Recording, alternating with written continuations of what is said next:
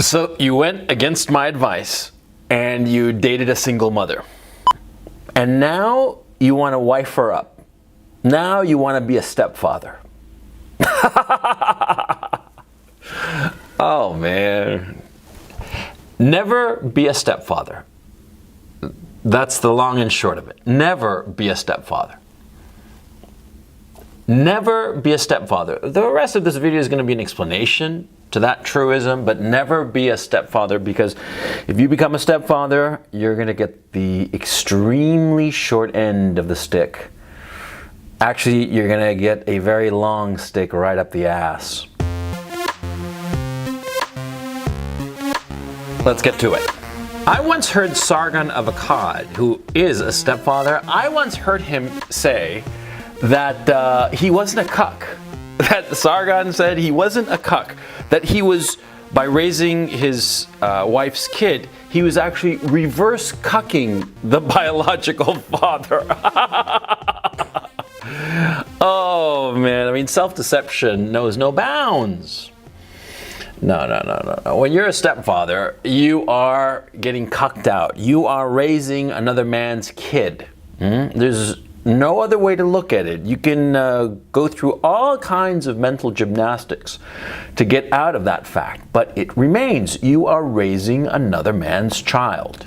Now, there's a reason that lions and zebras and shit and a whole bunch of other animals in the animal kingdom, see, when a prospective stepfather shows up, you know what the first thing he does? Or, you know, the lion, the zebra, whatever it is, he kills the cubs. Yeah, he kills the bastards. Obviously, and it makes complete sense. It makes complete sense. I mean, it's ruthless, merciless, immoral, sure. But from the point of view of Darwinian survival of the fittest, it makes complete sense. Think about it. When you raise another man's child, you are devoting your resources to the advancement of another man's kid, not your own.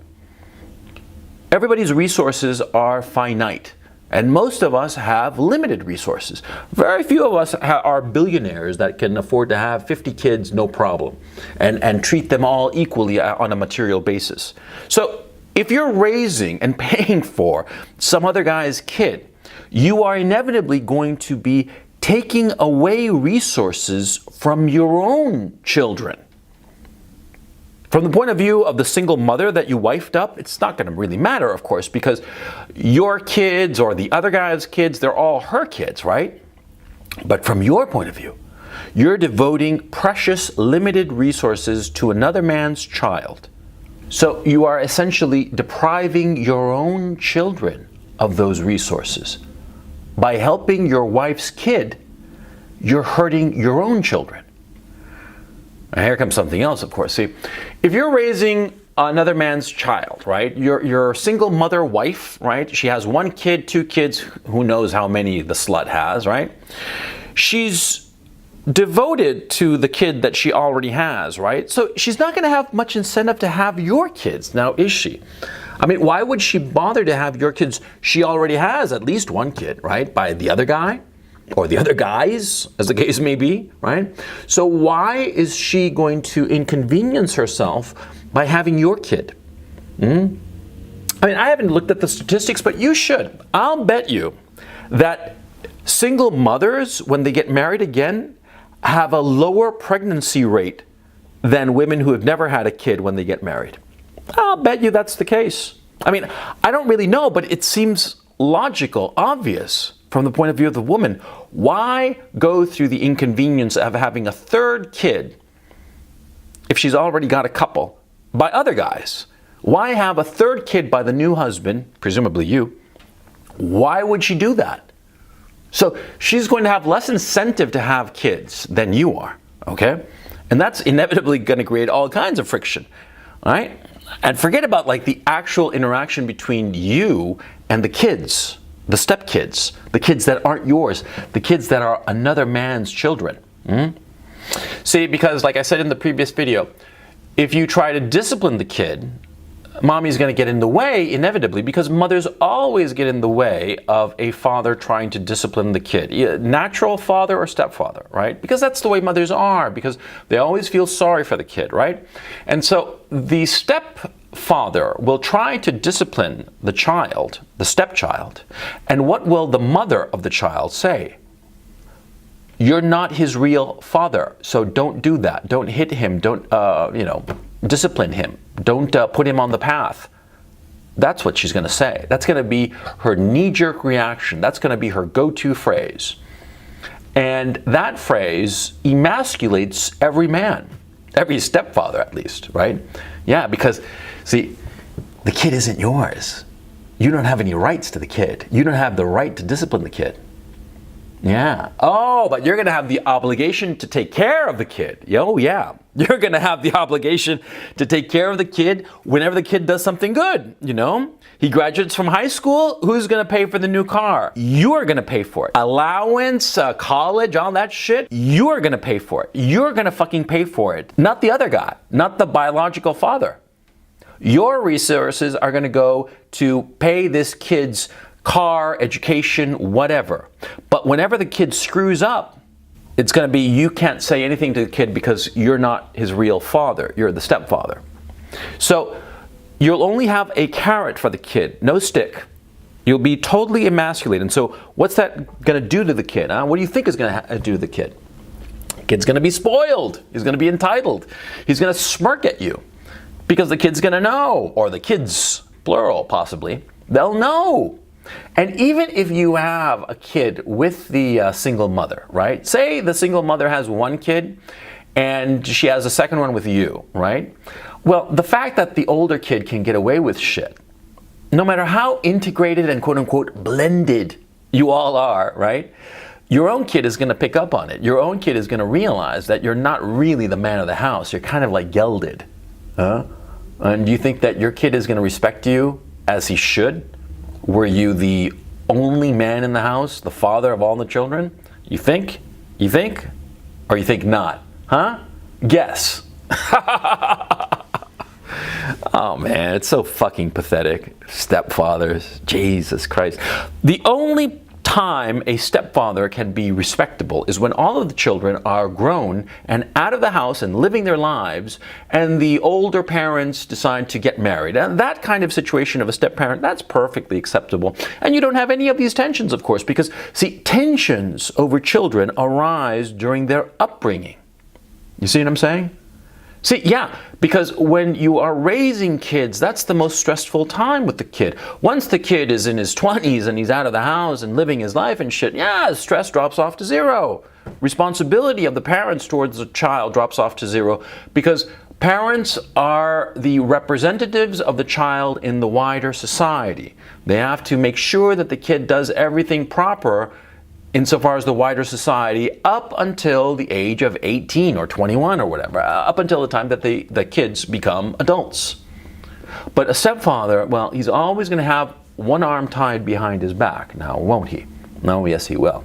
Yes, he will. That's his fate. Now, here's something else I noticed growing up, because I grew up in a time, in a place where there were like a lot of step-parents around, a lot of blended families. I hated that expression, blended family. It reminded me of blended scotch and blended coffee, but, fake, trying to make a nice-sounding word for a fundamentally unhappy situation. One of the things I noticed was that, see, if the kid was a fuck-up, if the kid was the step-kid, was a fuck-up, the stepfather resented him profoundly, because he wasn't able to discipline the kid, trying to get the kid back on track, right? Because you're not the biological father, right? The go-to excuse of every stepmother ever, right? So, if the kid was a fuck-up, the stepfather resented the kid, because he had to pay for the kid whenever the kid did anything good, and bite his tongue whenever the kid fucked up, right? But see, something else happened, because I tended to be in like gifted programs growing up. And so I saw a lot of kids, gifted kids, who were just exemplary in all kinds of ways. And they had a stepfather. And the stepfathers resented the kid, the exemplary kid, the kid in the gifted program, resented him I mean, enormously. It was really weird. It took me a long time to figure it out until, because I'm not an envious guy. I'm not an envious personality. If somebody has a Ferrari, good on them. Do I wish I had a Ferrari? Sure. But, I don't care if the other guy has a Ferrari. But most people aren't like that. Most people are envious. Most people express their envy by way of resentment.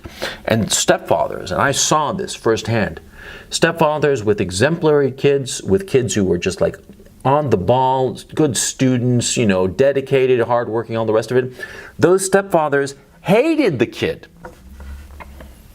because the kid wasn't his. And you knew it. The kid wasn't his. Yeah? And he resented the kid because he resented the fact that he wished to have a kid like that. And sometimes, and this was the tragedy, see, the stepchild was exemplary, and the actual son of the stepfather was a fuck up. See? Oh, that was extraordinary. I mean, the kind of familial nightmare that took place in those situations. I saw this shit, right? And I'm sure that social workers or whatever the fuck are probably kind of trying to gloss it over. Bullshit. They can gloss it over all they want with PC bullshit and blended families and all this crap, but I saw it. And it makes sense. It makes complete and utter sense, okay? Because at the end of the day, we're animals. We're human beings, yeah, sure. And we've got this great civilization, yeah, sure. But we are animals. We respond to our environment like animals. We respond to our family situation like animals on an emotional level. And you can't legislate away envy, and you can't legislate away resentment. And see, that's what you got in a lot of these situations, right? Right. Damn, man. Remembering some of that shit, it was just awful. And the worst part? The worst part of the whole situation of stepchildren, the worst part of the situation of stepchildren is even if the stepfather and the stepchild have a perfect relationship, I'm talking just peas in a pod, even if they have the perfect relationship and all the rest of it, if the mother and the stepfather, i.e. you, if you and the single mother ever divorce, well, you're never going to see the stepkid again.